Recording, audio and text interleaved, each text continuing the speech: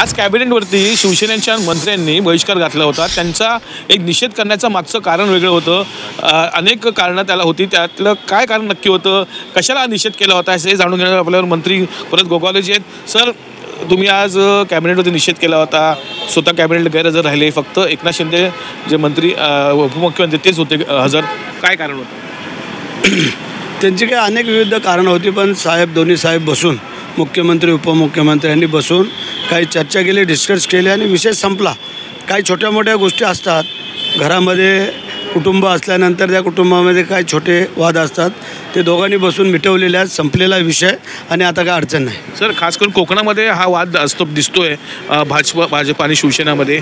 कसं बघता याकडे? किंवा मग कल्याण डोंबिवली असतील थोडंफार इकडं तिकडं ते पाणी चालतं. थोडंफार घर मोठं झालं, वाढलं, प्रपंच वाढला, कुटुंब वाढलं का काही गोष्टी येतात, पण ते सामंजस्याने सगळं होतं आहे. परंतु दुसरीकडे भाजपाकडचं अशी भूमिका आहे, तर कोकणामध्ये राष्ट्रवादीची वेगळी भूमिका घेतलेली आहे.